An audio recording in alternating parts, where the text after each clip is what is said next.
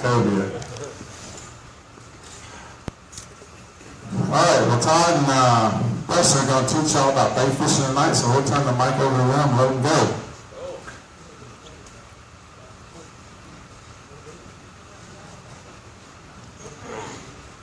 All right, can you hear me all right? Yep. Everything good? A lot less muffled when you're not holding it. That's the key. So, all right, who's fired up? Is there anybody here that did not know they were coming to a bait fishing seminar? All right, so everybody here came on purpose to catch fish out of the bay. And I have a special guest with me who is an employee now of Legendary Marine. He's been in sales for us for how many, 8 months? 7 or 8 months. But Preston Sutter is a very accomplished professional fisherman. Prior to him coming here, and you have never seen raccoon eyes on a human being like you did when he interviewed for this job. You have never seen it. Not the worst, saltiest bait captain that runs up and down the beach in Destin. You've never seen anything like this. They were albino white, and everything from here down was looked like milk dust had just been melted on his face. And it finally went away after 4 months. And Preston is he's a good friend and he's an awesome employee, but he wanted to take all of the experiences that he had over the last 10 years, and I'll let him tell you kind of his bio, from fishing inshore charters into, and you know, you meet hundreds of customers every single year, and you know what would be the right boat just within 15 minutes of talking to these people on your fishing trip. Now he gets to take that energy and transfer it into his customers and say, hey, I've got tens of thousands of hours on the water. Let me show you one of the 10 boat lines that we sell, and let me just suggest that this might work out better for you. But not only is he a really, really good sales professional for us and helps you find the right boat, he is also a very accomplished fisherman. And Preston has been doing what we're going to talk about for a living for 10 straight years. And thank God he doesn't have those raccoon eyes anymore. Because we're going to get him to shave here in a little while, and then he'll just look like a different human being. But Preston, go ahead and tell the crew about yourself and what you've been doing for 10 years. All right, Preston Sutter, grew up in Georgia, lived here on the Gulf Coast, coming up on 11 years. I had a group that I worked with for 10 years straight called Shallow Water Expeditions. We were based out of Watercolor, and I fished about 120 days in a row, primarily fly fishing for tarpon over off of Cape San Blas, Port St. Joe, Apalachicola, and I've moved in the fall over to Venice and Hopedale, Louisiana, and spent another 120, 130 days over there. Then I finished here in Panama City and here in Destin the remainder of the year. Got a wife and a beautiful 5-year-old, 3-month-old daughter, and got off the road and got away from guiding, and it really transferred my enthusiasm towards helping people find the right boat that'll fit their needs best. Some of the people in this room spend time with me, and some have bought boats from me, and it's been great. But as far as the fishery is concerned, in the company that I came to work for, I didn't want to go to work for a big boat company that sold sport fish boats. I spent time on all kinds of different boats, but I love trailerable boats because this area, I don't care if you live here or you live in Mobile or you live in Orange Beach, wherever you live, our area, within 3 hours, east or west, has some of the finest inshore fishing that the state of Florida or even the Southeast has to offer. I love this bay. I love the St. Andrews Bay system, and I adore the Apalachicola and the Cape San Blas and Port St. Joe fisheries as well. So these places that you may have a boat for, or you may be in the market to get a boat for, are just a couple hours drive away. And there's just, I've had a ton of fun on big boats with big knockdowns and billfish and wahoo and cobia fishing off the beach, but I just have never gotten more jammed up than sight fishing. I love sight fishing for reds. I love top water strikes from trout. I love running buoy lines looking for triple tail. The jack corral will push in here in a couple months. It'll be 30, 40-pound big jacks running the length of the bay. Redfish under birds out here in the middle. Like you said, pompano, jacks running down the beach, big schools of bull reds running the beach. I mean, they're really, the coolest thing about most of our bay systems here with us situated on an east-west coast is that your predominant winds in the winter are from the north. And and your predominant winds in the summer from the south. So these bays that are stretched east and west have giant expansive flats on both sides that we're able to take advantage of. And I fished out of a little Hell's Bay when I was guiding. I floated 4 inches of water. We used to get up in places where redfish would have their entire backs out of the water. This bay offers the same. There's a lot of places and corners and nooks and crannies that if you'll invest the time in your fishing and spend the time to go find them, they're right here under your nose. So that's who I am, and I'm really, really excited that each of y'all took time out of your day to come spend some time with us here at Legendary. Yep, it's going to be fun. And, you know, we've done these inshore bay fishing. When someone comes up to us as sales professionals and they say, you know, we want a bay boat. Well, that doesn't narrow anything down. They say we're going to fish in the bay. Well, how are you going to fish in the bay? Are you going to anchor at the Mid-Bay Bridge and at the Destin Bridge? Are you going to drop live baits back to structure? Or are you going to troll any of our drop-offs and go look for diving birds in the bay? Because that's a completely separate boat. Are you going to sight fish on the flats? Are you going to fish on the flats? And when you say you're going to fish on the flats, are you going to fish in water that deep or water that deep? And are you really going to be sight fishing? And then, so I've given this seminar 8 times over the last 4 years. And there is no happy medium. So we have big boat owners, we have bay boat owners, we have flats boat owners, we have technical skiff owners. And then on top of that, typically a third of our people here are fishing out of a kayak or wade fishing. So you're not going to flats fish every single day all year long. You may go to the beach and pump in a fish. You may run offshore. You may go fish in a head boat or swoop or something like that. But what we wanted to do with this seminar is we wanted to concentrate on the flats. Okay? And by concentrating on the flats, we wanted to give you, the whole point of this is to be able to take a tray out of this box. Right?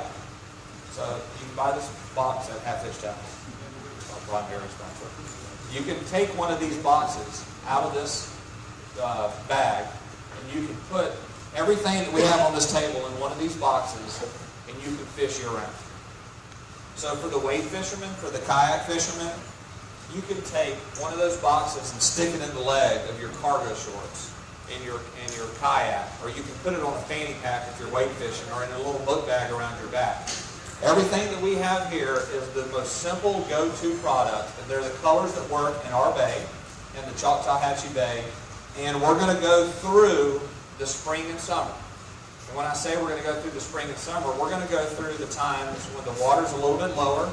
If you went out and looked at the water lines on the Mid-Bay Bridge, they're about 16 to 18 inches lower right now, and it's not even that cold than it normally is.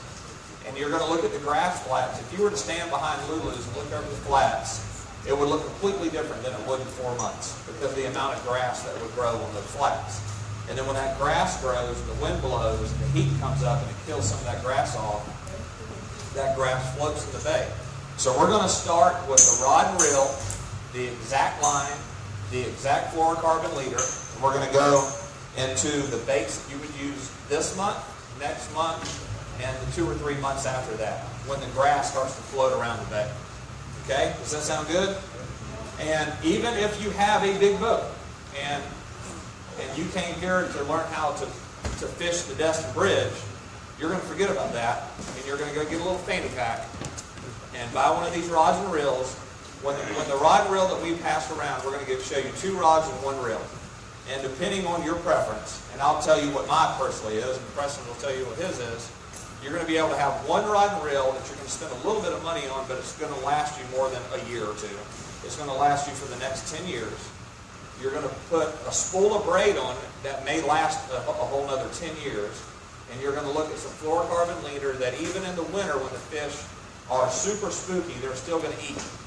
Okay, but if you can fight a 30-pound redfish with it, you can catch a 50-pound cobia on this rod, on the flats, or wherever you want to fish. That's how strong and how universal that this setup that we're going to show you is.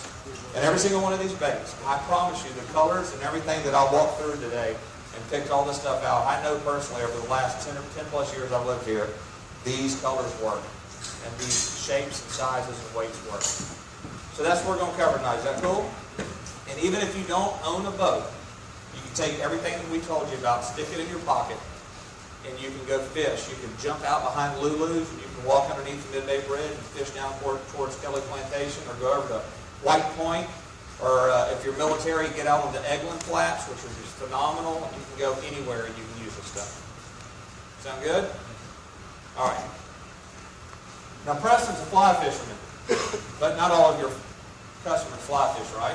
Everybody's a fly fisherman until they, want to have a picture of them holding fish. So I had plenty of folks that were hell-bent on being a fly fisherman up until about halfway through the charter, and then it was time to put that away and go to the dark side. So, how many times have you been hooked? In the back of the head or the back of the leg? probably in the hundreds. Been hooked a lot. The tip goes way up. Well, the good news is that the hooks aren't that big, right? But yeah, I've had some good ones. Yep. All right. So most of you that have been to these seminars before know my rod and reel of choice. And the reasoning, I'll have somebody come up here in just a second and show you the reason why. But Tim Broom turned me on to this rod company. And I'm not a millionaire. I'm very budget-minded. I have a family. I have 3 daughters. And my thought process used to be to go to Bass Pro Shops and buy a $60 to $80 rod and reel, and buy the $55 to $60 Shimano Sedona reel. And I knew I'd get a season out of it, at best. And then I knew I lost the $55 or $60 and I throw it in the trash and go do it all over again. But the more I fished it, the more I realized I wasn't going to get that 12 months out of that reel. And after about 6 months, I'd sit there and reel it and reel it and reel it and reel it harder and harder, and the gears would get tighter and the bearings would wear out. So I said, you know what, I'm just going to go ahead and invest in one rod and reel. And I wanted a rod that had enough backbone where I could catch a 30-pound bull red, but would also, I could feel a 1-pound trout, pick it up off the bottom. And stay within my budget. I don't need a $400 spinning rod. So Tim turned me on to Star rods. And the Star rod that I am the biggest fan of that's within my budget is the Siege's rod. And I am a fan of a little bit longer rod that's got a heavier action. So when I'm throwing heavier topwaters and I really just want to fire it out there, I've got that distance and that power to do it. But then when I set into a heavier fish, it's got the backbone. See how this little rod is a lot more flimsy than that rod. This one's a lot more flimsy than that rod. I'm going to pass these 2 around. So the star rods. Let me get. Will you come up here?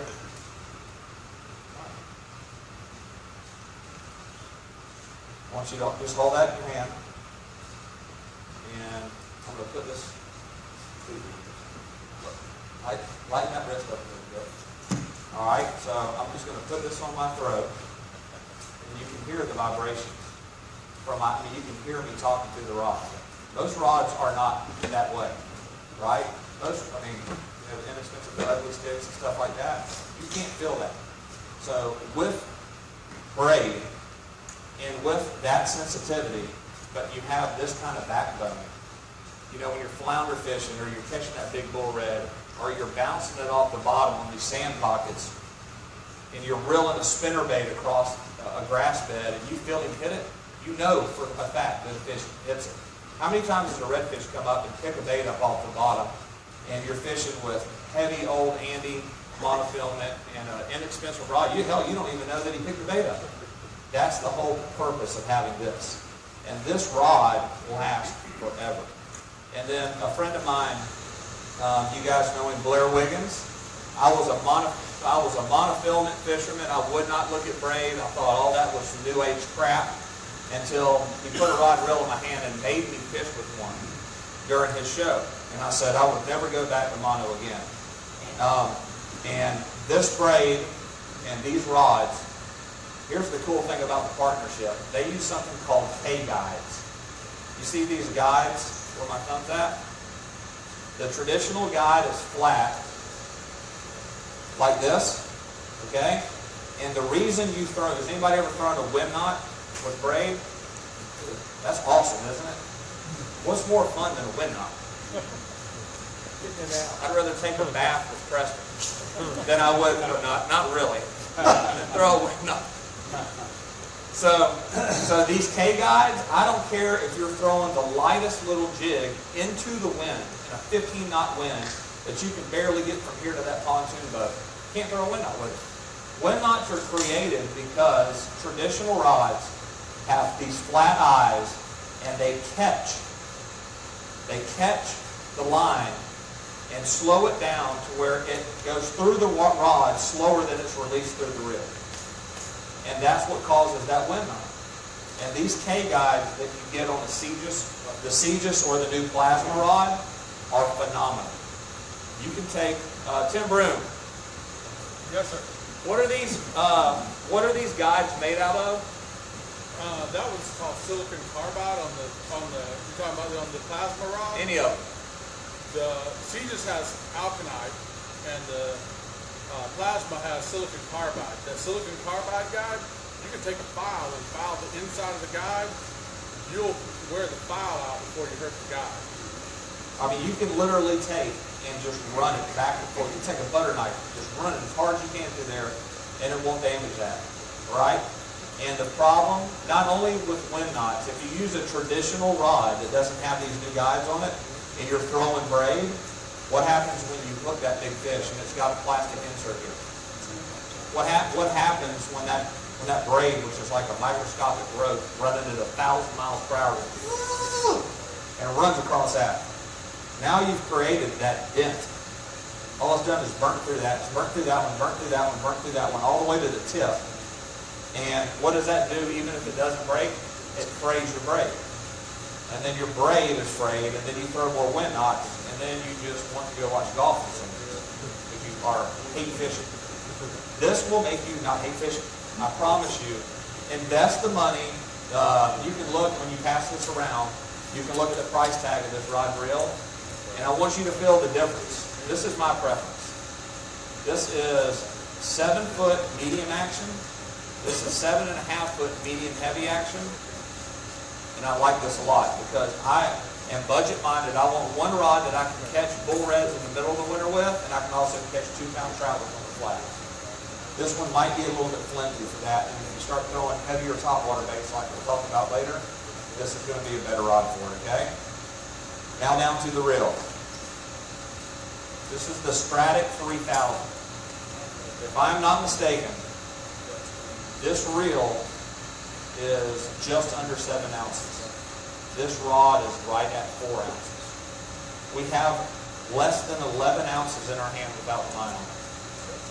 So you felt the sensitivity in the rod, and you felt the lightweight, but you still have all that backbone to fight fish. It will change everything. I promise you. So I want you to look at this combo, and if you're fishing with those lesser expensive rod and reels, I hate to say it, and put them on Craigslist, get rid of them. Because it's a nightmare. When you take your son or your daughter out there and you're finally going to get them into artificial fishing, and all you can do is you just went and spent $30 on braided line, and you throw wind knot after wind knot after wind knot, it gets old pretty quick. So I'm going to pass these around. Do not forget this. Get your cell phones out tonight. Okay? And if this is something that you're interested in, take the rod and reel, take a picture of the reel, go to where it says Star Plasma, and take a picture of the weight combination, okay? And you'll have an opportunity to go buy these. They stocked up heavy on them last month because they know that the inshore seminar, a lot of people go in afterwards and buy them. So pass these around and take pictures of them. And same thing, as we pass these lures around tonight, take your cell phone out and take pictures of them, okay? Talk about spinner rods. What have you found? I think one of the main things that I saw, a lot of guys that are from Texas, I see clients from Texas, they're bass fishermen, they like to throw bait casters. Well, I had clients that were from all over the country, a lot of Yankees, don't know how to fish. Sorry about that.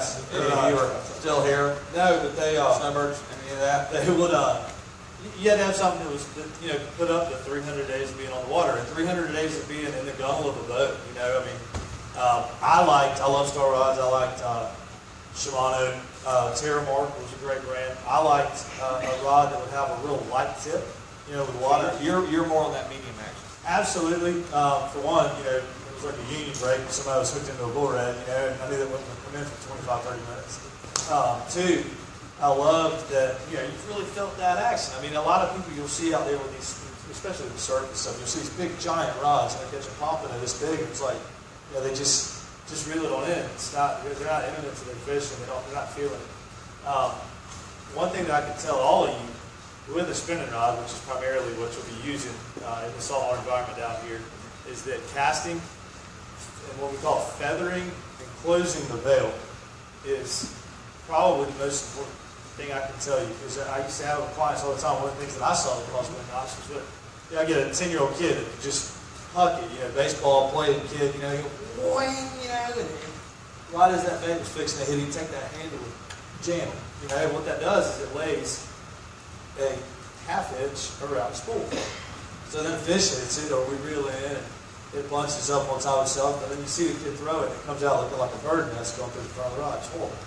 So if I can't avoid it hard enough, man, take your cast, you know, wide open hand, close your line's coming off in your hand. And it's great for accuracy, especially if you're fishing around docks, and you pitch and feather that line, and then flip that bail, and you can stop it on the dock and do it into a bucket. You know, if you're sitting around hanging out, cooking something on the grill, put a bucket out. Just sit there and try to pitch a plug with the hooks in it into a bucket and blast. And yeah, that's something I saw in spinning rods. You know, so much of it is exactly what Todd said. Man, I wanted a rod that I could throw a hydrocopter for jacks and then switch to a gold spoon for. I didn't have the luxury of being able to carry 20, 30 rods or something like that. You know, I wanted 4. And if you'll buy 4 good rods, it's worth the investment. It's worth the relationship with timber and half hitch. Where you get what you pay for. And I always liked to use the best when I was on the water. Because I always used to say that you can skimp on your flight, you can skimp on your hotel, you can skimp on, you know, the fuel that you put in your boat. But the last 60 feet between you and that fish, you know, that was all on you. That was all of it. So, you know, spend the money right there and you'll enjoy it. The experience will be so much richer. Yeah, there is no way to completely break a spinning reel better than throwing your rod and using the handle to flip the bail over. Is anybody a victim of that right now? To be honest, come on. Well, hell, y'all can give up. Stand up here and give this a right. Flip that bail over, cast it out, and do not use the handle. Flip that bail over. Another thing that's really cool too is if you'll flip the bill right as it's hitting the water. So you know, I always said it was like drawing a teardrop in the air. You know, you come up, teardrop, and then come to the end of that teardrop again. And as your top dog or your whatever's flying out, as that bait's fixing to hit the water, you hit that bill and you go tight to it, you're in a straight line. Okay, a lot of problems that I have with clients was we'd be on a trout flat, and you can hear trout blowing up, sound like bricks falling out of the sky. And here we go, we throw it. Bait would land, and then the line would feather in the wind, you know. And here we go, now the guy clicks it over, now he's starting to work it, try to work it. Now he's got this giant banana, you know, his bait's 100 feet that way, but he's got a 50-foot bow in the line. And now he's reeling, and the thing's just dragging sideways, and about 30 feet from the boat it starts doing what it's supposed to do. He ain't gonna catch any fish, that's that. That's a phenomenal point. I mean, what a great point. You know what else it does? Is when you do cast that rod and you flip that bail over right before it lands, you know that top water that you keep getting your line caught in the treble hooks? You know what it does? And it lands with the eye of that reel right back at the rod tip. Has anybody ever had a problem throwing top waters? You constantly get the treble hook wrapped around the line. How to eliminate that? Flick it over right before it lands in the water. Land flat every single time. Well, we spent 30 minutes talking about spinning rods. Now this is the new spinning rod seminar. The best part about the baits we're fixing to show you is that they are as alive and as dead as they ever will be. So, this is what I kept as a fly fishing guy. I never had live bait because I wasn't going to run around with a live bait with a live well going and all that. We were fly fishing, trying to sneak up on fish from here to your chute. So I kept, I mean, this is like gun to your head, death row type baits. I mean, this is the stuff that I kept in my bag. And if you couldn't get it done with this, you should go do something else. I mean, this is good stuff. No pressure. Before we start talking about lures, 3 very important things on top of a good landing net, because a lot of you fish by yourself.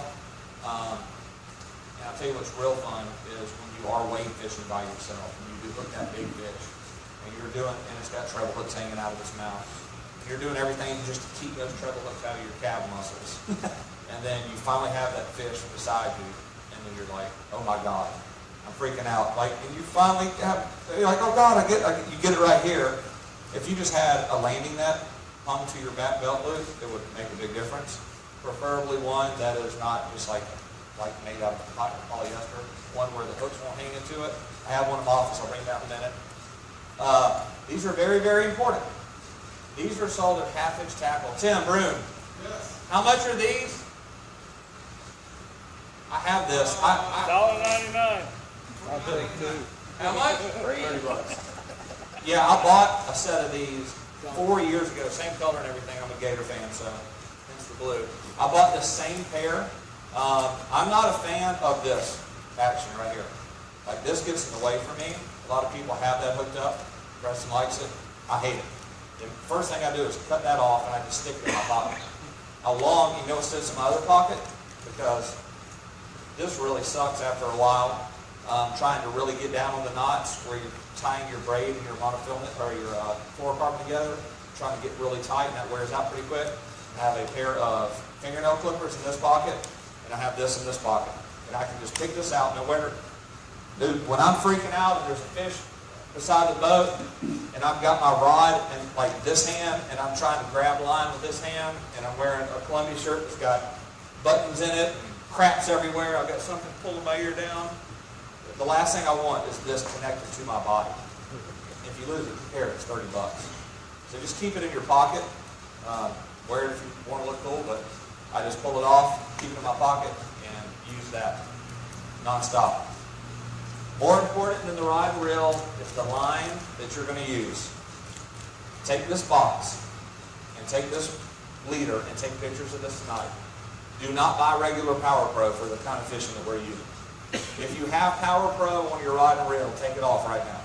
It's waxy, okay? It's a lot thicker and denser than this. This is called Power Pro Super Slick. This is just like sweet little baby hair, okay? Just as strong, but can cast 1,000,000 times farther and will last forever. If you have regular traditional braid on your line, throw it out tonight and put this on it. You can get cute and go with a 10 or a 15 pound.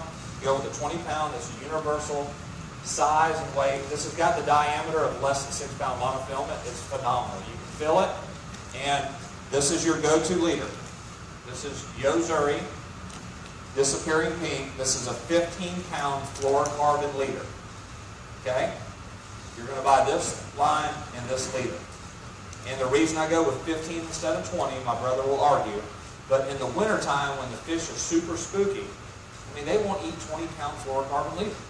And you're sight fishing with these really small, very light colored stink baits and these sand pockets. This will work every time, okay? Take pictures of this, go wear them out tomorrow. All right, baits. Before we start on the exact baits, every bait that we're going to show you tonight, you can apply this. I don't care if it's a spinner bait, if it's a jig, if it's a hard bait topwater, if it's the DLA hanging underneath this popping cork rig. Every single bait that you use, I want you to get a bottle of this tomorrow at Half Hitch. This is it's just their generic. It covers everything from menhaden to mullet to shrimp to crab. It's their universal inshore saltwater smell. And I put this on every single bait. I mean, I put it on my cobia jig the other day, even though it never saw a cobia. I had it, okay? And if there is a chance that a redfish is going to come up and swing at a topwater, or even come up behind that spinner bait and not eat, if this makes it, I mean, if it gives you another 5% chance of catching that fish, I swear it works. I promise you, I did a show with Black Class Television 5 years ago here in Destin, and I fished for an hour without it. And then we did it. We had 4 days to film the show, and we ended up filming it that morning before 10:30, and then we put it on our baits. And in the same place that we were fishing without it, we caught 13 reds in an hour and a half, and then went over to Crab Island and caught redfish on Carolina rigs with no live bait. We took a plastic bait, hooked it in a circle hook, and threw it out, covered it with this, and just let it bounce across the bottom of the current. And that's what causes the fish to eat. So, and this stays on a hard bait just as well as it stays on a plastic bait. So that stuff is priceless. It's a gel. I mean, it stinks. It's horrible. If you're up mad at your wife, put some in your mustache hair right there. But you're going to put yourself through hell for about the next 5 days because it ain't washing off. This stuff is gooey, it's nasty, and I'm telling you, you don't have to coat your bait with it. Just open up the tip and just barely put some on there. And at the end of an 8-hour trip, if you threw the same topwater all day long and you caught 10 fish, you can take your finger where you rub that gel, you go, and it's still on there. It's insane. You apply once a day, just one drop. Yeah, just no. Do you apply it every couple hours? I wouldn't. One time a day. So plastic baits, you're going to go through plastic baits as you catch fish. But a topwater, if you're lucky enough to fish a topwater bait all morning long for 4 hours, and you're really catching fish, the fish aren't going to wear it off. I'm telling you, you put just a little bit, and I typically put it on the bottom of the bait. Put it on the top of the bait. It's not exposed to the fish. It's not going to really do much. So just take it on one of these topwater plugs. You can never do it.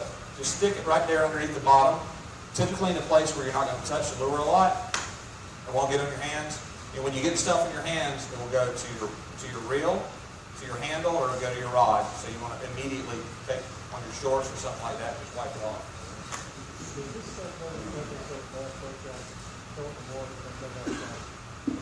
Yeah. Even if Bass Pro Shops has that line, you can get it there, or you can get it Half Hitch. I know Half Hitch has it, and I've never seen it at Bass Pro Shops. But take your phone out and take a picture of that exact bottle, the inshore saltwater gel. Go to Half Hitch Tackle tomorrow, and they've got a bunch of it. I pulled that off today. All right, so this time of year, the water's lower. It's a little bit cooler. Not so cool that you can't catch fish on top waters. But the beautiful thing about fishing the flats this year is you ain't got a bunch of crap floating in the water. I mean, it's got to blow hard out of the north for 5 straight days to get any kind of debris over on the south shoreline to where you can't run any bait through the water. Treble hooks, top waters, it doesn't matter. It does not matter. You can fish anything this time of year. That's why March and April are my 2 favorite months to fish inshore. Okay? And the go-to plug that I have found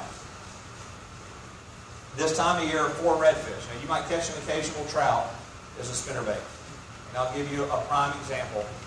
The riprap rock that we have that runs all the way past the Kelly Plantation property. When that water's a little bit high, you can get in your boat or in knee-deep water, and you can stand on the outside of any of the riprap rock, all the way down, all the way down to Destin. This whole bay is protected by that rock behind these people's homes. And you get up there and you throw these spinnerbaits, and the redfish slam them. Redfish in February, March, and early to mid-April, these are my go-to baits. And it doesn't have to be thunderspin. It could be redfish magic. And I also like to keep a lighter and a darker color in the box because my brother and I have been fishing, and he's caught 6 or 7 fish off of chartreuse color. And then I'll go to a root beer or something dark, nothing. And then I finally switch over here and we start hammering it. And the good thing about this, depending on how fast you reel it, you can regulate the depth of this running in. So if you want to crank it up a little bit, just get that's a Colorado blade. If you want to get that blade just under the surface where it's not breaking the surface, but sometimes you're only fishing in that much water, you see that redfish peel out and hammer it, man, it's unbelievable. You have any luck with spinnerbaits? I have. One of my favorite things to teach my clients was to cast, and again, close the bill right as it lands. Keep that rod tip high while it's away from the boat. Keep that rod tip high as it's away from the boat. As it gets closer, we're going to drop that rod tip. As it's coming to the boat, once it gets from here to that set of stairs, I just reel it on the west way. I just have clients who will just fish the same cadence all the way to the boat, from 20 feet into the boat. Just imagine there's no fish around the boat, so fish as far from the boat as you can. Keep your rod tip up, fish that good water, and as soon as it gets in, reel it and go again. And just canvas water. But man, when your redfish hits a spinnerbait, it's like reeling into the side of a daggone brick. And I love not fishing with mono, because you used to set the hook with mono. You feel it, it bend, and that thing would pop out or kind of hop out, the fish might spook. But with that 15, 20 pound braid, there's zero memory in that line. I used to cut myself more and flip it. I'd be tying up, my hands would get all salty and sunburned and all that. I'd be in a hurry to tie something up. You rip that braid and it'll just cut you right up, because it was just like, there's just no memory to it. It was so hard. When that fish taps that, and redfish don't nibble at a spinnerbait. They take it all the way to the bottom. They eat it up. And it's so fun when you take that hook set. It's as good as it gets when I'm so glad that you mentioned that, because I would have forgotten. But when you're fishing a spinnerbait, even more than any of the baits we're talking about tonight, when you're throwing a spinnerbait, it cannot hit the bottom. Cannot do it. You're fishing in grass, and you're fishing a jig head on a spinnerbait wire that's got either one or two Colorado blades that have swivels around them. And we're throwing in grass. If you throw that rod, you don't have much forgiveness. Say you're fishing in water this deep, that's got that much grass in the bottom. So you've got that much room, and you're throwing a 1/2 ounce, 3/4 ounce spinnerbait. When it lands in the water, and you are from here to the back of the showroom, that's how far you can throw those rods. You have that much time to make sure that that line's taut. And if that line's not taut and that spinnerbait's not running through the water and it lays down that grass, what happens? You got to pick it up, and you've got grass on those swivels, and you're reeling it back 65 feet, and you have no action. You're just reeling a dead bait through the water. So I'm so glad you mentioned that. When you throw that spinnerbait, make sure when it lands, you've already clicked the bell and you're cranking. You're cranking it right over the top of that grass. I used to tell my clients, it was like whack-a-mole. Remember the old game? Okay, you're trying to hit things that pop out. I used to say, because everybody sees a mullet jump, thinks it's a redfish or a trout head. Why is a mullet jump? I don't know. I'd jump too if I could. But I would try to say anytime a mullet jump, because most of them are jumping to clear their mud out of their gill plates, right? They're jumping and landing on their side. But that splash, still, I would think, it could be a fish trying to get out of the way, a redfish or a trout. But I used to just tell my clients to play a game. Little boys and girls love it. But if every time one jump, try to hit it, and it just make you more accurate. But every time you'd ever see a boil or any sort of thing, just try to stay on it. And if you saw something good, reel that thing in you're working on. Try to hit that. Just stay going over a flat, drifting with the wind on your trolling motor. Hit that sand spot. Hit the edge of that prop star. Just hit features all the way down the flat. Don't be. And every now and then you'd have a guy that's casting, at 7 o'clock. The boat's going this way. He's casting at 7 o'clock. Well, we just went through there. We just pulled through there. Those fish probably spooked out or aren't there anymore. So those fish pressed water from 9 o'clock and 3 o'clock forward on the boat. This spinnerbait, even though when the grass does start to grow, and you do reel it through a little bit of grass, other than a weedless Johnson spoon or a weedless soft bait, that's probably the closest thing to a weedless bait that you'll have. Because those, aerodynamically, the first thing to hit is the wire and the jig head. And then the hook is protected behind the wire. And then you've got a blade or two blades pushing this way. So if you catch a little bit of grass, it's going to reel through it. And you know how you can tell if your spinnerbait's working? Anybody know? What's the tip of that rod doing? What if the tip of that rod's still? And those blades aren't spinning. Just like if you're trolling a lip plug and that rod tip's doing that, you know it's working. If it's doing this, you got some crap on the plug. Same thing.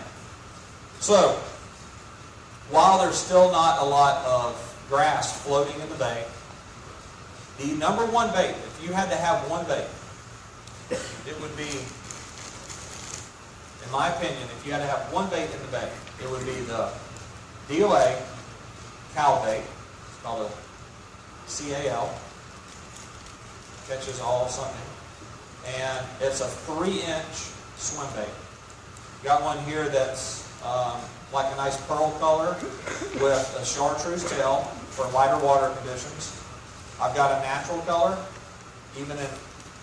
my cousin and I were fishing this color a month ago, sight fishing in between the docks. We had an epic morning. It was like three hours of 35 fish. And we always go to chartreuse. That's the first thing we throw. And I said, man, I don't have many of them. You throw that, and I'll throw these natural colors. I hate throwing them. I never catch fish on natural. And I caught 7 fish. He was like, finally, screw this. And he was throwing at the same fish I was throwing at, catching them. And then I like a darker root beer color. Even if it's got a little bit of chartreuse in the tail, you can match this up with like a chartreuse jig head. It's a killer bait. Darker water. These are like the 3 colors. Don't go buy any other colors. Electric chicken does pretty well. But in my personal opinion, you're going to throw these 3 baits. Tim Broom. Yes. Can I open one of these bags? Yes. All right. I used to say too that early in the morning when the sun's low, when it's just risen or low in the angle, I always like the dark bait. I don't care if it's a dark fly, a dark top dog, or a dark soft plastic. As the sun became higher, if you're out fishing towards the beach of the Gulf, if you're swimming in the Gulf with your kids or your grandkids, you never see a dark black fish swim by. They're all bleached out and white, And so I used to always fish from 10, 11, 12 to 1, 2. When the sun angle was at its highest, I would fish a lighter bait, lighter fly, lighter soft plastic. So try to match your light. If you think about it, if it's pitch dark and a white bait runs through the stream, we're not going to see it. If it's bright sunny and the black bait runs, I don't know how it works, but the dark colors and the dark water and the dark seem to work better for me. That was something I always did. And as the sun got higher and it was easier for the fish to see, I always went to a lighter bait because it didn't seem as intrusive. All right, this is how you rig one, okay? And if you've been in any of my seminars before, I am a fan of just the plain gray head, okay? But more importantly, the way that we're fishing now, we're fishing in flats. So we're fishing in shallow water, okay? I brought the same color in a new jig head that they sell at Half Hitch. The difference is this is very traditional to all the jig heads. You know what round does? It's not aerodynamic in the water. Or it would be aerodynamic in the water, but it's not going to run through the water quickly. It's going to have resistance against that round head. And when you're trying to pull this through the water, even without this tail swimming, that's going to cause the bait to do this. Okay? And then it's going to drop slower because it's not thin and flat. And if you look at this bag, when I pass this around, this is what most people typically buy. The red, the white, or the chartreuse jig heads. The problem are they're like arrows. And we're trying to get a bait as far away from us as we can in water this deep. And we're supposed to reel it back in its natural state. How many fishes go and shoot through the water? Well, there's no resistance. You don't have any resistance in that round head. This wants to go, it wants to just bury down in the water. And you have to sit there. If you put this jig head on this bait and I threw this jig head back, I could reel my bait in and it would take twice as long as it would for you just to keep it out of the grass. That's why that round is so important. And that's just a universal color. You can't mismatch a chartreuse, a white, or a red, or whatever, or a pink. And here's what I want you to learn from this. These are good baits, and if we're fishing deeper flats, they're fine. Okay, or these jig heads. This is an 1/8 ounce jig head, and this is a 3/16 ounce jig head. It is night and day difference in these two weights on the same exact bait when we're fishing water that deep or we're fishing water that deep. It is night and day. There's no way that you'll be able to take the 3/16 bait and keep it above the grass, which is growing 8 inches off the bottom, and reel this back in its natural state. And when I say reel it back in a natural state, something else that Ray Van Horn taught me back when we did the Flats class show is he said, man, everybody wants to throw that bait out here. Just like work it funky, as all get out. Have you ever just thrown that bait and just done this? And just reeled it? it works so much better. I mean, there is an injured shrimp that's moving around, bouncing around the bottom. There's injured fish that kind of stay stationary. But if you'll just take a natural colored bait and you'll put it on a jig head that's light enough, that has light enough resistance, and you just reel, just slowly reel on that super sensitive rod, you don't have any bow in your line. When that fish eats it every single time, you're going to know you're going to set the hook and catch him the majority of the time. I used to like real thin gauge hooks too, especially like if you guys are targeting trout. If you're on a grass flat, the thin gauge hooks didn't seem to sink as fast, and they also seem to puncture. Trout have really papery mouths compared to a redfish, and I used to think that they, I don't know the science behind it, there's big, heavy, wide gap, heavy gauge hooks. I used to always think those things tore a big hole in that trout's mouth, and I could see the trout come up and shake by the boat and shake it off. And there's little jig heads like that round one with just kind of a real thin gauge hook. I don't know why, but they always seem to find a good purchase in that trout's mouth when you got that fish in the boat. Yep. And so when you go in tomorrow to have fish, you look at the jig heads. Make sure you're taking pictures of those jig heads. You'll see that the shank on that jig head is longer. And if you look at the shank on the DOA jig head, it's real short. Not a fan. Not a fan at all. So you're going to put that longer shank, that more wiry hook, so when that trout does eat it, there's more play in the shank. If it's short and stubby, it's not going to move at all. But you want everything that can possibly go your way when you're trying to reel that trout in that's got that real paper thin mouth, like Preston said. Any questions about jig fishing and spinnerbait fishing? That is what you're going to. And you know why you're going to that right now? Because those aren't weedless baits. We're about to touch on weedless baits, but there's nothing in the water. So you can throw that jig as far as you want, all spring long. You just reel it, reel it, reel it. And then all of a sudden, come about late April, early May, you're going to go, dang it. You're going to reel up a pump of grass. But dang it, reel up a pump of grass. And you go, what? Time to switch to the Johnson spoon, the weedless Johnson spoon. You ever caught a fish on the Johnson spoon? I was cast away on a desert island and had one thing. Which he looks like, by the way. I had to throw it out there. I mean, I'm in my... I'm telling you that a straight up gold spoon or silver spoon or whatever spoon, it just looks like, what it looks like is the menhaden that flashed in the grass. Have you ever seen the silver dollars when you're pulling over a grass flat? They look like silver dollars flashing in the grass, and it's juvenile menhaden. And they are like redfish and trout cracks, and they love a gold spoon. And there is nothing better because if you're a beginning or intermediate or advanced angler, a gold spoon is just the same deal. As far as you get it from the boat, flip the bill and be taught when it hits the water, and it's high stick and just steady retrieve as you come back. What's funny is that Todd and I could go out on the same boat, and I might be reeling at 20 RPMs, and he might be reeling at 25 RPMs. You know, You see one of those bags. and that's an incredible. The gold spoon, it holds up. It's great. But man, when you hit a redfish with a gold spoon, it is an absolute brick wall that you just reeled into, and there's no mistaking whether you got a bump. Yes, they just get so angry at them and they whack the hell out of it. It's so fun. They're great for cover and ground, for canvassing, for prospecting. If you're not sight fishing, if you get it into a school of 40 or 50 reds, if you're on a flat and you see a boat wait, but a boat didn't go by, and there's just this thing, this kind of ripply water where I used to always say, and this is just a guide in me, that I'll talk a little bit about this once when I read up, about reading water. One of my $1 million tricks is when you have your glasses on, your polarized glasses are just like the lens on a camera. And so if you're going with the wind, if you're going away from the sun's behind your shoulder or off your shoulder, you can turn your head, and when you turn your head, it's just like turning the polarizer on a big SLDR camera, okay, DSLR. And when you turn your head, it'll change the refraction of the reflection off the water. And so, I used to say, don't you see him? I've got him at 9 o'clock. He's at 40 feet. He's facing left. You got it? And he's like, my guy would be like, no, so turn your head. He turned, oh, there he is. And he started his cast, You can see these fish very, very well if you'll get used to cocking your head and cutting that glare.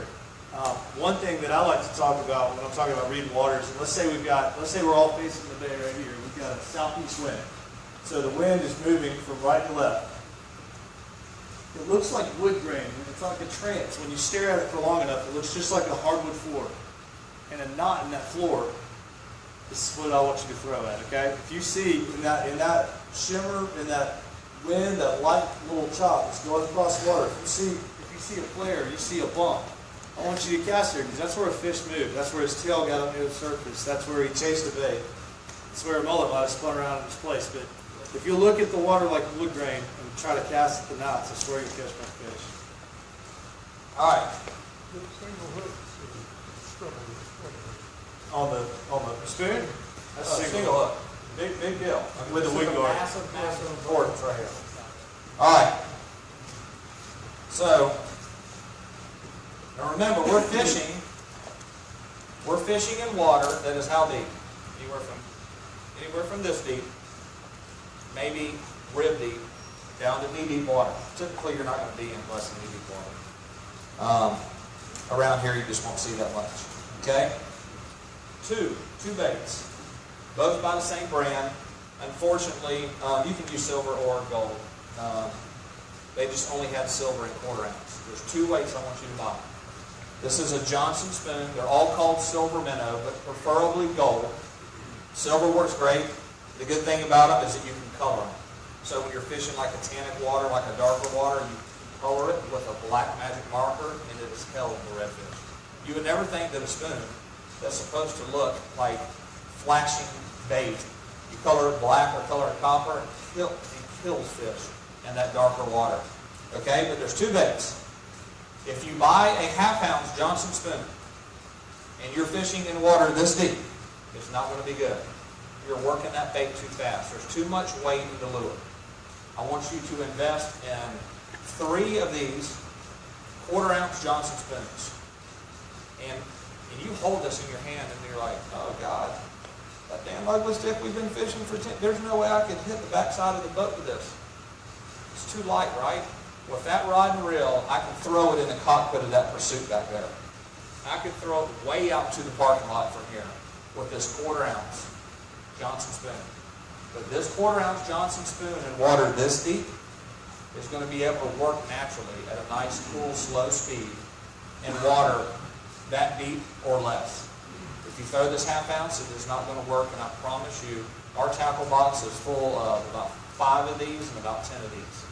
Now, when we move out into the deeper flats and we're not seeing fish, if you're looking, because all you're looking for this time of year is mullet, looking for the lines of mullet. If that line of mullet's 100 yards off the bank, you're in water this deep. You go to the half-ounce Johnson spoon, you reel it at the same speed, and now it's dropped down another 2 feet deeper, and it's moving the same exact action. Okay? So quarter-ounce Johnson spoon, half-ounce Johnson spoon. Don't buy anything bigger. Don't buy anything smaller. Now that we're beyond the lure, when you take the lure out of the box, I'm going to pass one in the box and one out of the box. You're going to see a weed guard. This is little thin wire right here, and it's normally down here when you pull it out of the box. I want you to pick it up, stretch it out, and I want it to sit just over, maybe a centimeter or less than a centimeter, just over the tip of that hook. So every time you roll it through the grass, what happens? It just rolls right over. But when that redfish clamps on down on it, it is balls to the wall. Okay? So it comes in the box looking like this. I want you to pull it out. After you catch your redfish, what happens? This is pressed down or even moved over to the side. Just work that little thin wire back. The most important part about working this plug is this. You have to have a swivel on the front of it. Unless you're working it so slow that it's almost pointless. Okay? Do not get lazy and go to Walmart and buy a gold snap swivel. You know what a snap swivel is? There are very few snap swivels that are weedless, where the wire actually doesn't come out of the snap part and catch the grass. There's a very few of them that are very lightweight, where the wire still stays within the snap swivel. They suck. You're going to lose fish on them all the time. You saw how long it took me to build this little contraption. You're going to go to half-inch tackle. These are expensive, but very important. Very well built, very, very small, number size 12 swivels. They're still 100-pound swivels. And these are the number 3 owner split rings. Take a picture of both of these, because these are going to work for this bait, and they're also going to work for your mirror lure top waters, okay? Because only the skitter walks and the Yozuri stuff comes with a split ring already attached. So what I want you to do is I want you to pull this bait out of the box. I want you to take a hook from another plug, and I want you to open up that split ring, and I want you to wind it in to this Johnson spoon. And as you're just starting to wind it in, go ahead and take the swivel and run it through the split ring while it's open. When it's done, it's going to look like this. You've got a perfectly good swivel with a split ring to attach the two, and now you have a 100% weedless bait. That is going to ruin redfish's day. Redfish hate it, and if you ever are working this bait across the grass, if you're ever working it, and you see that bowling ball just move up behind it. You see that weight move up behind it. Remember, what else are you putting on this bait? Procure. Putting it right on the inside, right there. You're putting that Procure on there, and that bait comes up and it's nosing it like this. Drop it right, slack line, drop it right down to the bottom. Let it flutter. He's going to eat it on the dropper. Right when you go to tap it one time, he's going to slam it. If he's following it like that, okay? 1/4 ounce, silver, gold, doesn't matter to me. Split ring, swivel. Fishing mullet. What do you mean by this? I'm going to get to, that's going to be the last thing we cover. After we go through the lures, we're going to talk about the most simple things. Like the whole point of this, everything that you're passing around, you can stick in your pocket. So usually, here it is what I would do when I was a kid. I would take a bag of grubs. Okay? I take half the grubs out, leave them on the kitchen sink. I take 1 or 2 top waters out, stick them in my hat, put one on my rod early in the morning, and put one in the bag. And then I would take like the fingernail clippers or something like that, and I would use my grub bag to stick in my Columbia shirt pocket to where it was out of the water. You can't stick it in your water. So I got my can of smokeless tobacco. I shouldn't have said that out loud. I've got my lures, everything sitting in my Columbia shirts. That's why I love fishing Columbia shirts when you're weight fishing, because you got these 2 big pockets in your chest. Big, I mean, in my opinion, that's super important. My brother fishes with a little fanny pack over his shoulder, but I mean, I look voluptuous when I'm fishing, right? And I shake too, it rattles. It's like a showgirl or something. But anyhow, that's how I fish, and you can use that, but that's the whole point. And then when you get to the water at the end of the seminar, we're going to talk about what to look for, and it works every time. If there's mullet, every time there's redfish and trout. Sometimes there's redfish and trout away from the mullet. They're always with it. Anything you got to add on the spoons? Man, I've used them. I've actually used them under popping corks when we've gotten into big bogeys. And it's incredible because everybody thinks jig head, soft plastic, under a popping cork. That's the way it was written in the Bible, and as we should. But you can put a gold spin under a popping cork and you get that same popping accent. It flutters up and flutters and flutters. And I mean, we whacked it. I'm out of soft plastics. Here's a pro dot tip we're going to try. Yeah. And it worked great. It worked. So, yeah, how about that? You caught one. But man, I'm telling you, y'all are getting some good stuff.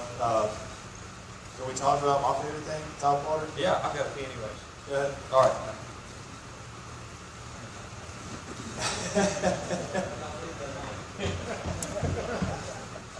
So, who in the room has done top dog?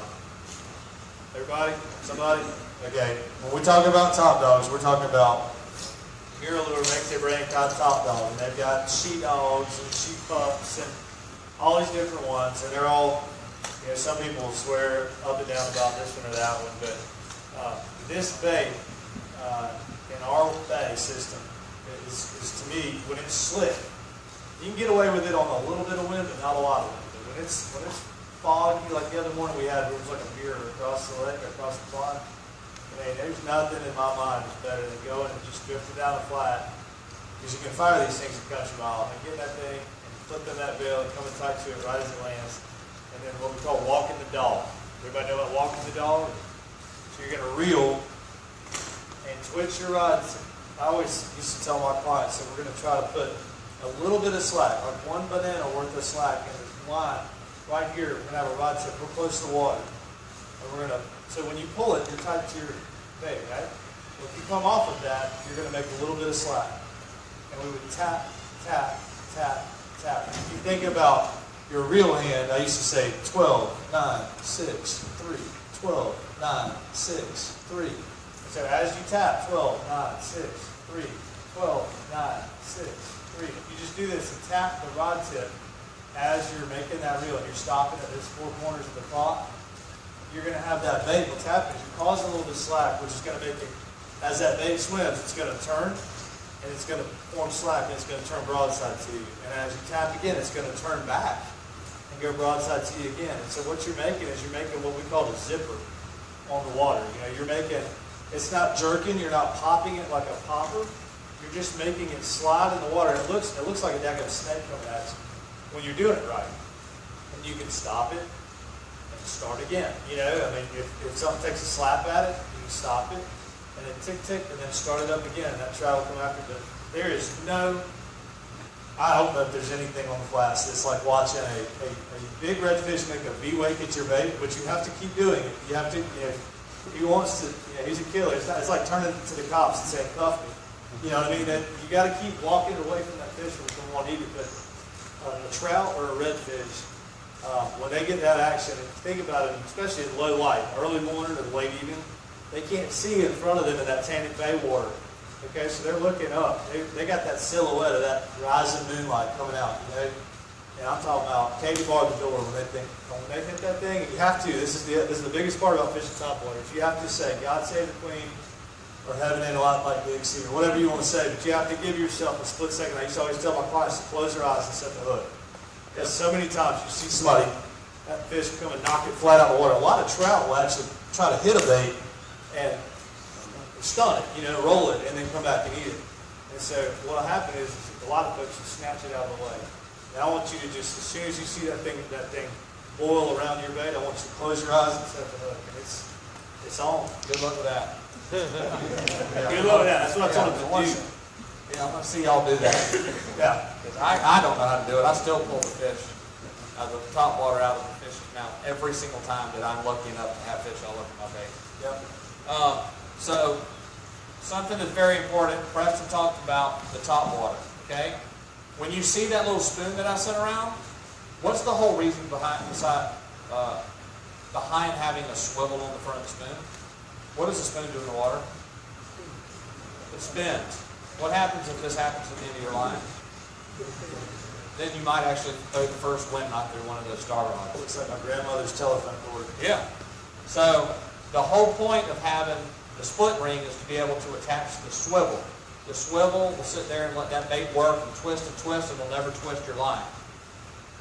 So these top waters I'm going to pass around. Mirror lure, the first one to really come to the table with the walk the dog presence was Zaraspook. Zaraspook was phenomenal, and it still is a very good bait. Hedden makes Zaraspook. Then Mirror Lure came out with the Top Dog. Then they have the Top Dog Junior, and then they have the Top Pup. If I'm fishing in super, super calm conditions in very small water, and I'm not catching giant reds, I will go with the smallest bait possible, just because where's a redfish's mouth position? They don't eat like we do.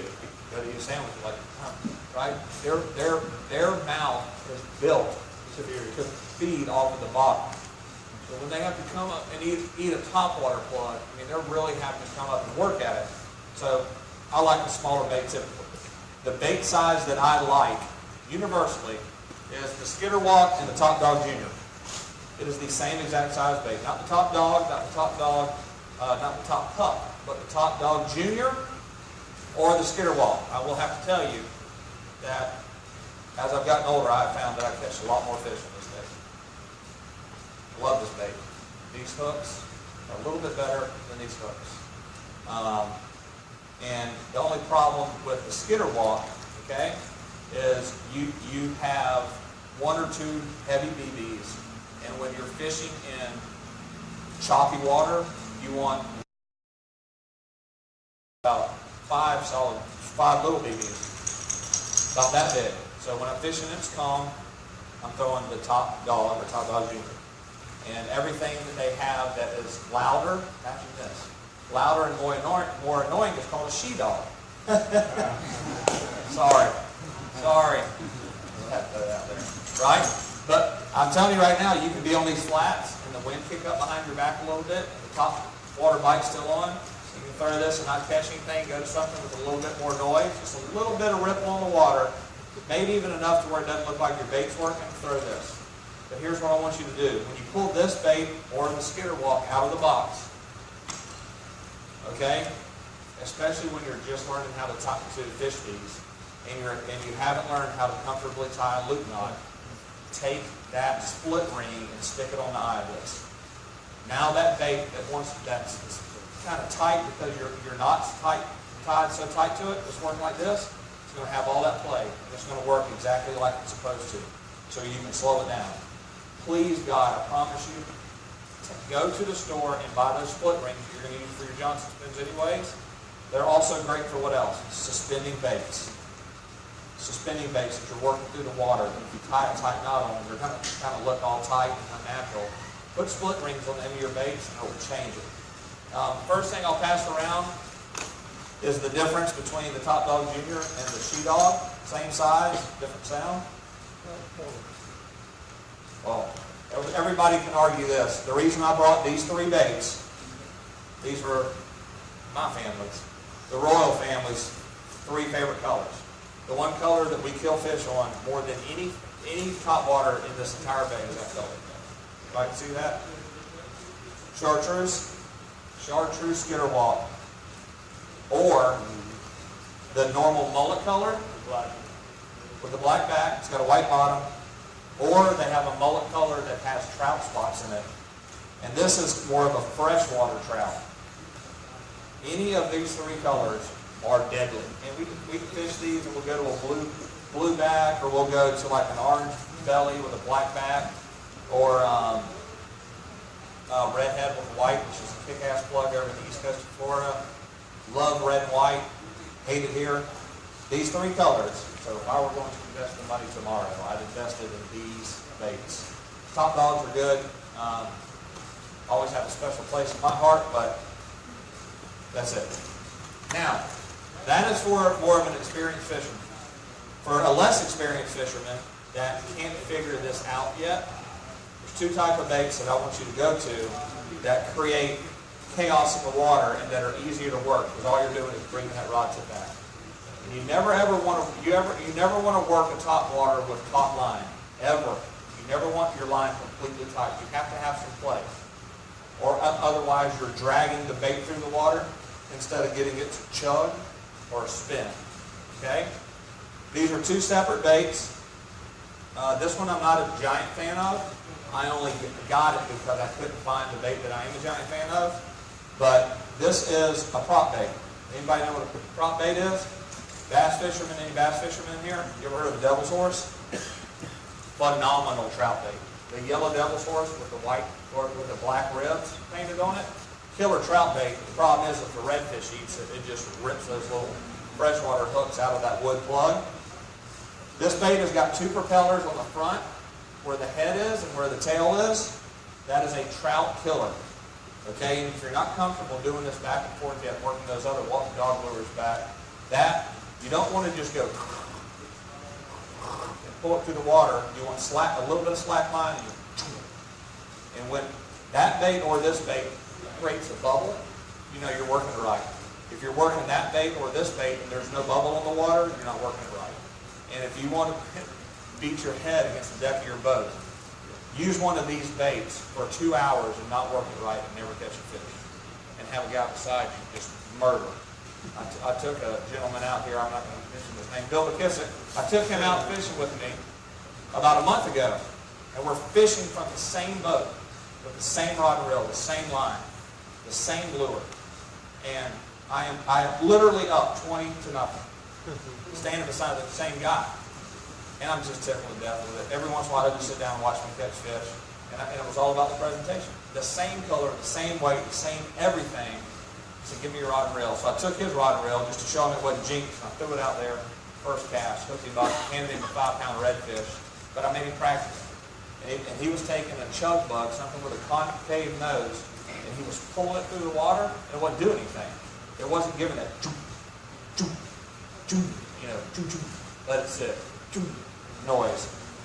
This is very good. Even though there's a little grass on the water, this is probably one of the best topwater baits because it's got a concave nose. It actually pushes the grass out before the bait, let's get to it. That's the only bait that I'm going to show you tonight that I'm not the biggest fan of. Does anybody know what a chug bug is? Chug bug? They make them about that long, and they make them about that long. If you're very inexperienced, get the heavier one, because you can throw it farther and you can make more noise with it. I didn't see them in half Hitch, but fine. You got to go to Walmart, go somewhere. Man's wafer, the little swim bait that's got a little thin lip on it, and it actually swims on the surface. Yep. It's one of the baits that I found called man's baits out of Eufaula, Alabama. They call it man's wafer. It's phenomenal for somebody that can't work the dog. But once you start doing it, man, it's hard to not fish that way. It becomes habit. Habit, it just becomes. It's like you said, he's been doing it much longer than the guy that went with him. Knows how to do it. All right, and then the last plug and baits we want to talk about are DOA shrimps. Now, there can be an argument from so many different people on how to fish this without this involved. Do you throw it out and you just reel it back like a shrimp naturally reels through the water? Do you jerk it and make it look like it's injured? Because you're actually pulling it from its nose and they actually swim backwards and they kick their tail. I like a DOA. I am personally too impatient to fish a DOA. I think you need to fish it a lot slower than a normal bait, unless it's underneath the popping cork.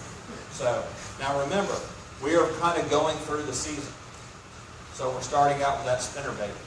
Then we're going to a jig. We're working the jig as long as we can until that grass starts to show up. And we're, for top waters, is any time in the morning where you can find the shoreline that the wind is blowing all the grass off of in the morning, you can work the top water, go work it all year long. But then we get to the area where you've got a lot of grass in the water, and the fish are kind of moving out of that super skinny water out to the middle of the flat, and now it's 9 o'clock or later. And there is one bait that I have noticed, it doesn't matter what time of the day it is, they will hammer a popping cork. Okay, do you agree with that? Yeah, it's the dinner bell. All day long. At 12 o'clock when it's Africa hot, and you can't, I mean, you're just like, oh God, we haven't caught a fish in 2 hours, all the Budweiser's gone, and what are we going to do now? You're going to take this out of your bag, and you're going to get one more sling, and it doesn't matter how silly you are and how bad you are, or buzzed you are at that point, you can work this pretty much any way, as long as you let it rest for a second. You're not just dragging it across the water, you're just chugging it, and you're tying your main line to the top of this. There's a weight at the bottom. Never do it upside down because you don't have a problem. The weight keeps the bait vertical. And then from the bottom of the weighted part of this popping cork, you're going to have a leader line. How long do you like your leader line? Just kind of the water you're fishing in? Yeah, 2 feet. I mean, 18 inches to 2 feet. So About that long. And that's the whole deal, though, is you're creating commotion. If you think about trout slashing or redfish hitting top or whatever, that makes a noise, and those fish and their lateral line pick up, okay, something just happened over there. It's like hearing a turkey gobble over there, and that fish is going to go to where that sound's going on. And as he comes up, that bait doesn't look like much anything, that popping cork. It doesn't look like a whole lot of anything. So as he comes up, he's kind of hearing all this noise, and he's coming up, and it's like, there it is, and he grabs that. And it's great for kids because when the popper goes down, it sets you hook. I mean, we got fish on, so it's very, very similar to the kind of fishing we probably all grew up doing, which is waiting for that popper to go down on a bluegill or something like that. That is a day saver right there. And you can catch them all day long. That's the beauty about it, in the middle of the heat of the day. So when you do pull this, everything goes tight. This thing drops back down and it clicks. And what's this bait doing? Well, falling in the water. And that's when it gets eaten. And I prefer going with the less heavy DOAs than the super heavy DOAs because you want it to drop a little bit. But this is what the combo comes like, already pre-rigged in the box. A great way to hook your fishing partner in the face the popping cork. It is an absolute Kentucky yard sale trying to get all of that crap to go off the boat and not, hook you in the back of the head or hook your buddy. So as you know, where we might be throwing gold spoons with a very tight fulcrum, firing it, this is way more of like the, grenade lob. You know what I mean? You're kind of throwing that thing really, really hard so that it should do a natural kind of walk as it goes and lands. Another presentation where you want to throw it and make sure you close that bell with your fingers. Yeah. Prior to it hitting the water. Right. Because what happens? Straighten out that shrimp's going to go to the far Straighten out, side. everything's going to go like this. Yep. Throw popping corks and don't flip the bell over. And see how long that lasts. It's just going to get all bundled up. You're going to reel it in. It's going to get worse. And remember, you're fishing it at the end of the day after you drink beer and you've already failed at everything else. So you want to just remember this, is just to close that bell over this high before it hits the water. Let it go flatten out and land smoothly. Great for around the birds. If you see a bunch of birds diving and wheeling and hanging out, but you're not seeing fish crash to the surface, go over there and fire a popping cork on the edge of the birds and see if it doesn't work. If you're fishing around a lot of grass, I like a darker color like a root beer. If you're fishing around docks where there's not a lot of grass, I like a very light natural color, if not completely almost invisible. Okay? And these DOA shrimp too, the smaller you get them, they're storm baits. There's a brand called Storm Baits. I'm sure they sell over at Half Hitch. And with it getting warmer and warmer, it was warm today. And in the next weeks and months, we're going to have night fishing. You're going to be able to go out with a DOA shrimp and go from dock light to dock light. And that's a great way to spend your evening fishing on those green lights that people are just a flood lamp. If somebody has, you throw a DOA on the far side of the light and let it come real slow through that flood lamp, you'd be amazed to see the trout and redfish come slaying out from under that dock. That's another cool way to fish when the heat's on. So. All right, so now that we've covered the baits, it may have seemed like a lot, but it's not really. We could have just taken one of those baits out. Just imagine if you've got a 2.5 to 3 hour window to fish one Sunday morning before you go to your late church service, and you have to put everything that you're going to fish in one pocket in that bag. So you're going to keep 6 or 7 grub bodies. You're going to put a pack of those 3 or 4 jig heads in that bag. You're going to put 1 or maybe 2 top waters. You're going to have 2 of those 1/4 ounce spoons, pre-rigged, and then also in your pocket, you're not going to carry braid because you're not throwing wind knots, but you are going to carry your little spool, maybe even in that same bag, of your fluorocarbon leader. And the most important 2 things, a pair of pliers and nail clippers. Nail clippers to cut your line, especially braid. Those things are awesome when you're cutting regular line, but when you're pulling the braid, they're a pain in the butt. You want to get that nail clipper down to the knot. Just pull the line tight, take that nail clipper and pull it away so you don't have a lot of fray. So that's it. I mean, that's the whole point of the seminar, was to give you an arsenal that you can stick in your pocket and that you can go do this with. But the most important thing is where to go do it at and what to look for. Just remember this. I don't care if you have a $140,000 bay boat that is as nice as you can buy on the planet Earth, or you're fishing out of a kayak that you bought at a yard sale for $60. Or if you don't have either, and you're like me and you like to get in the water with the fish and wade, and you start out knee-deep water and then you move up to midsection water.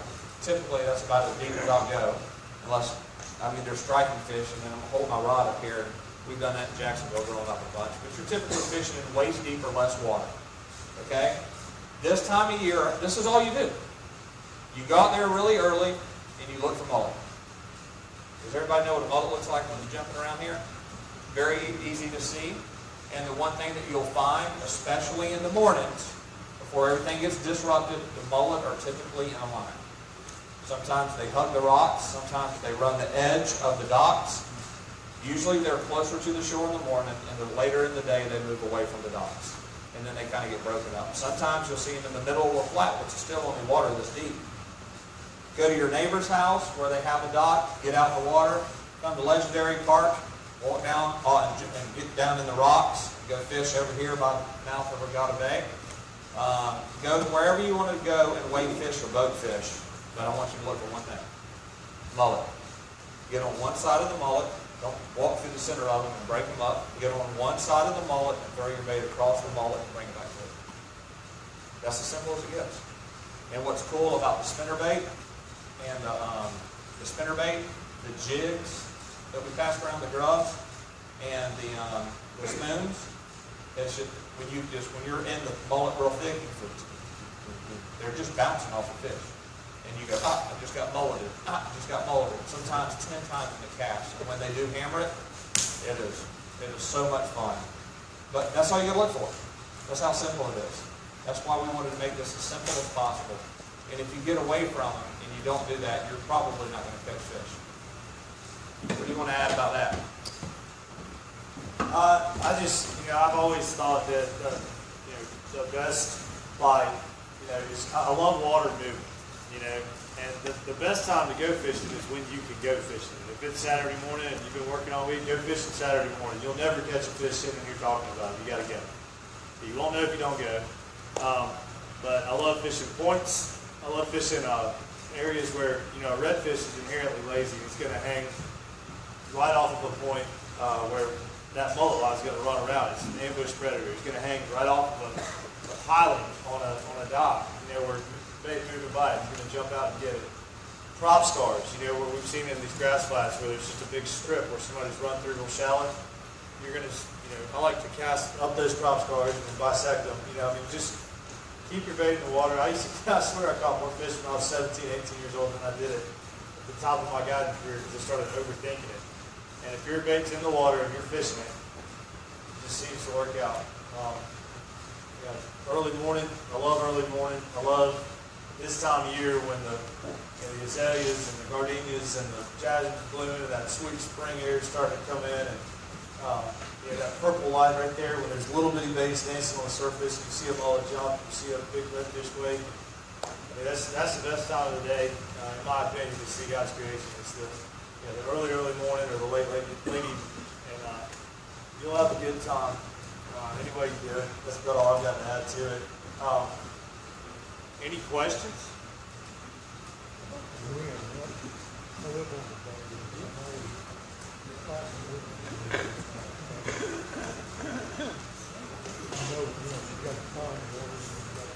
Sure.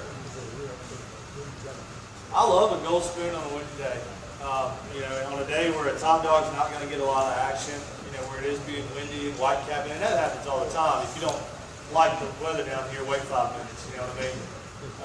But if it's been slick all morning and that wind whips up, switch that gold spoon. If the wind's been ripping and all of a sudden it dies out and goes slick, go that top dog.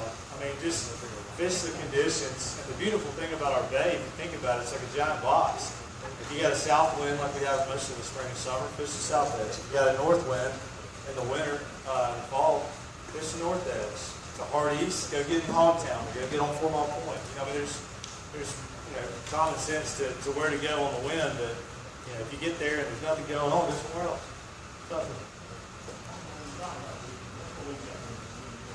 Oh yeah.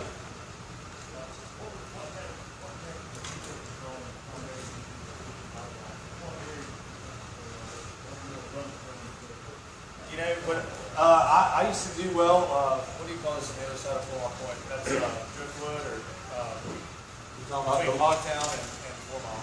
Kind of that back edge. on the back side of Hogtown, you Churchill. have Churchill's the farthest one. Like from Churchill coming out, and then I really liked with that over there at Liza Jackson Park. You fish the Sound. Liza Jackson's over there at Fort Walton. You put in there and then fish the south edge of the Sound. There's a bunch of lights over there. There's a bunch of lights off the Cinco Bayou. Cinco Bayou, Fort Walton's got the most dock lights. Fort Walton and Sound. Yeah. There's a lot less tidal flow in Cinco Bayou and back in Shalimar. There's a lot more lights. I've got a good buddy of mine, a couple good buddies of mine own breakwater clothing apparel. They fish predominantly at night, and they're catching big old trout, big redfish, and they catch them on fly rods, and they fish Fort Walton. A lot of homes over there. Niceville, so-so. Rocky and Boggy Bayou have average average dock lights. The Destin Harbor's a lot of fun, especially summertime, going back there and catching those big old, ginormous bluefish. Where? The further back you go, the more bluefish you'll catch. If you're in just to fight and fish. Have you ever fished the pump house station? The little pump house?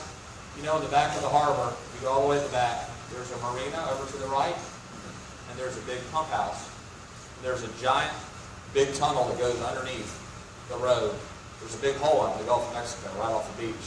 And every morning, it funnels fresh water to the harbor. That's what keeps the water in the harbor relatively clean. And when that thing lights up in the morning, oh my God, the bluefish that are like monster bluefish. Big, big.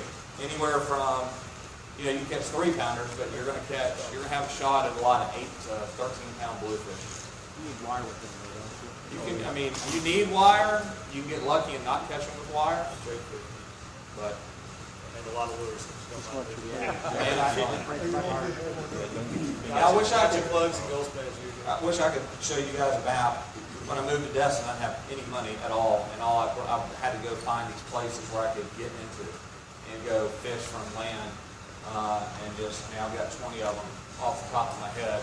But when you're practicing this, don't go launch your boat, don't get it off. Get in the water and get intimate with your surroundings. You can concentrate a lot better in the water if you don't have to worry about a trolling motor and you don't have to worry about an anchor or wind and all that stuff. You're just sitting stationary and you catch fish from his feet to my body. They don't even know you're there. Unless you're making a bunch of commotion. So, what else? Any other questions? I think they're all dead. Yeah. I want you to be able, tides, you don't have a lot of tide on? No, you don't have a lot in your Not around here? Just go. I will tell you though, as we're fishing the shallower water, you can go onto flats like Indian Bayou Flat in between Kelly and Indian Bayou, and all the way down to Joe's, all the way to the pass. And where you were in the water, in thigh-deep water, one day, the next day you're in knee-deep water, and you were catching fish all around the docks or inside between the rocks and the end of the docks. Fish aren't there at all. Some of the mullet are still there, but all the redfish and trout are gone. And they'll move out a little bit deeper. So that's what you got to pay attention to. What about temperature? Water. I'm catching fish freezing cold. Freezing cold, middle of December, as cold as you want to go. Yeah, in like Alaqua and 4 Mile. No. On the flats? Oh yeah, on the flats. In 50 and 55 degree water? Oh yeah, cold water. I'm not waiting for them, but I'm fishing out of a boat that can get into 12 inches of water. And I'm being super quiet. I'll answer that. I believe that the redfish get hot and sweaty in the summer, and I think that's They're more more of a active. game. I do. I think you're going to have some good action early in the morning, and then as that morning goes, it gets hotter and hotter and hotter, and that water's pushing up towards 80, 82, 85. When it gets into June, July, some of that, you can get out there early. You'll have done yourself a favor. I want you to be able to go to a place like Catfish Tackle and buy a tackle box at the max that's this size. That's really all you need for an inshore box. You're going to keep a spool of an additional spool of Power Pro Super Slick. Your line's going to be on this side. You're going to keep your pliers, scissors, stuff like that here. You're going to keep your plastic baits in the bag. You're not going to separate those jigs or the grub and put them in here. And then you're going to put your lures, topwater lures, your suspending bait and lip lures. You're going to put your spoons and then swivels and other stuff like that. That's how simple it is. That's all you need. We're not going to fish with live bait anymore, right? And we're live bait fishing. I want you guys to please go to Hatfish. Go tomorrow because you are about to receive. Tim, where are the coupons? So you got a coupon that said $20 off of any $50 purchase or more. So you can save $20 when you go spend $1,300 tomorrow at Hatfish Tackle. Right? And if you buy a boat from us within the first 30 days, you get 10% off of your entire purchase at Hatfish. So go tomorrow. Check that out. We're going to be up front answering questions. I hope you guys took a lot of pictures. We're going to give a couple raffle items away tonight. We're running a little bit low on raffle items.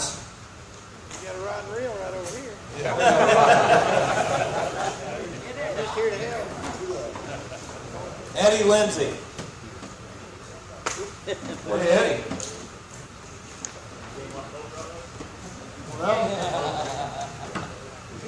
You want a hat or a t-shirt? Well, we've got, are you going to tell everybody what you wear? We've got a large, extra large, and a triple extra large. There's an extra large. Skeeter hat. All right.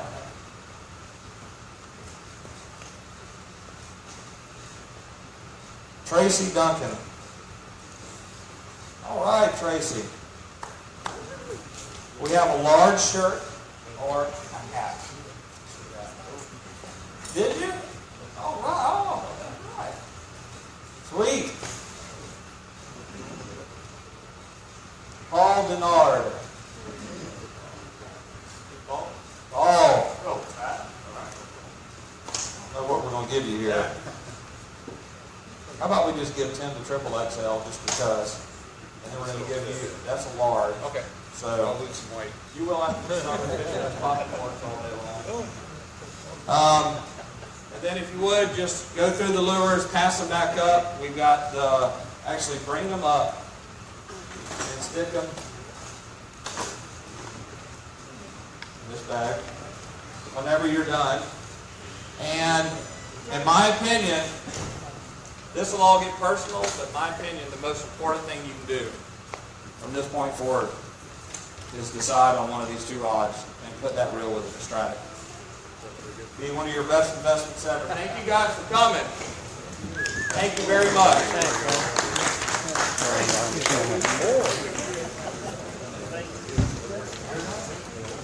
That's all right.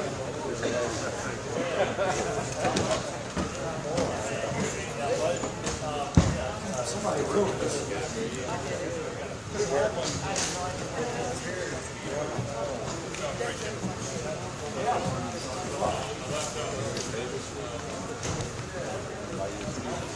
No, I'm talking about that.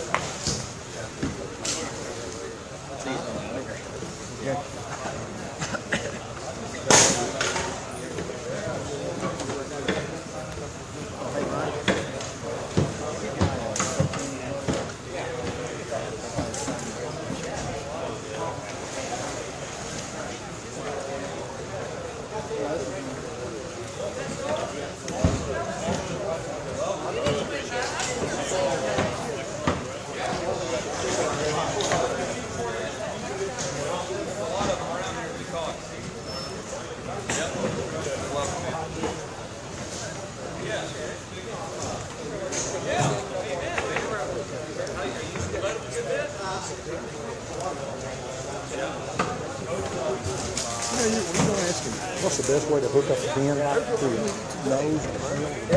$150,000 vehicle.